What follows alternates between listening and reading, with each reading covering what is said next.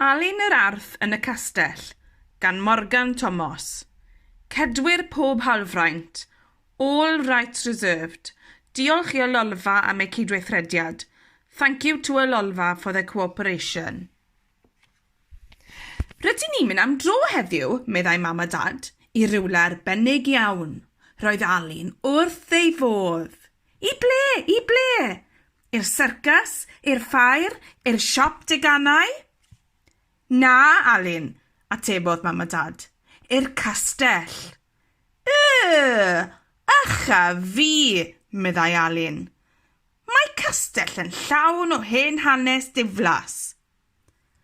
Ar y ffordd i'r castell, gwelodd Alun siop. Mam, dad, edrychwch! Mae'r siop yn gwerthu cleddyfau, bwau a seithau, ond... Llusgodd ei famau dad Alun drian o ffenest y siop.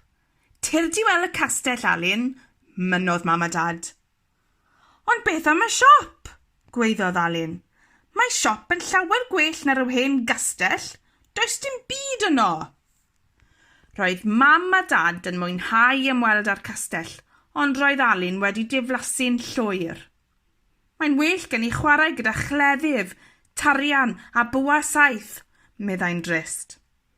Tyrd yn dyflaen, Alun, galwodd mam a dad. Beth am i ddarllen hanes Owain Glyndŵr? Owain Glyndŵr, meddai Alun. Pwy ydi o? Hanes Owain Glyndŵr. Dyn da oedd y Cymro Owain Glyndŵr, ond dyn blin oedd Brenin Lloegr.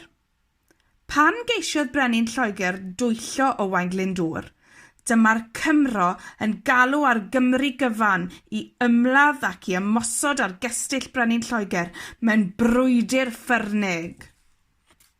Brwydr! Roedd Alun wrth ei fodd. Aha!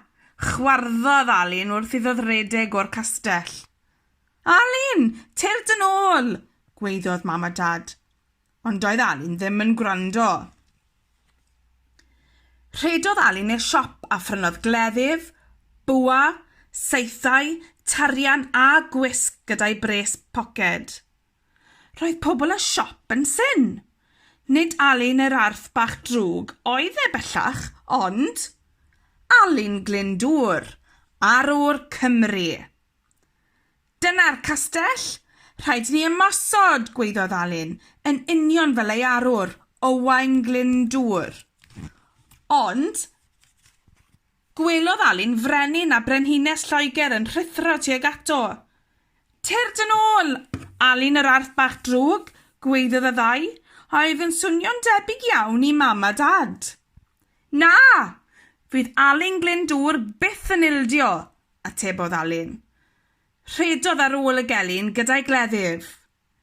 Aw! Bloediodd Brenin Lloegr. Anelodd Alun saith ar ôl saith at y gelyn, yn union fel y gwnaeth ei arwr, Owain Glyndŵr. O'r diwedd, roedd Alun Glyndŵr wedi ennill y frwydr. Safodd ar ben wal y castell gan chwifio baner y ddau goch yn falch.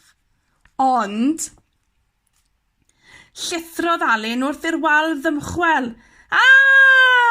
Bloediodd Alun. Doedd o ddim yn debyg iawn i'w arwr bellach. Beth ar wyneb y ddeiar wyt ti'n ei wneud, Alun? Dwrdiodd mam a dad. Mae'n ddrwg gen i, meddai Alun, eisiau bod fel fy arwr Owain Glyndŵr oeddwn ni. Roedd Alun yn barod am ffrae go iawn, ond, yn sydyn, gwelodd rhywbeth rhyfedd yng nghanol y cerrig. Beth yw'r rhain? Gyfynnodd Alun. Coron a chleddyf Owain Glyndŵr, bloediodd mam a dad. Does bosib. Wel, Alun bach, rwy ti wedi darganfod trysor mwyaf gwerthfawr Cymru.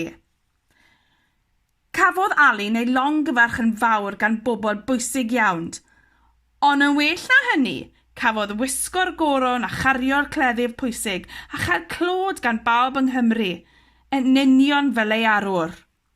Owain Glyndŵr.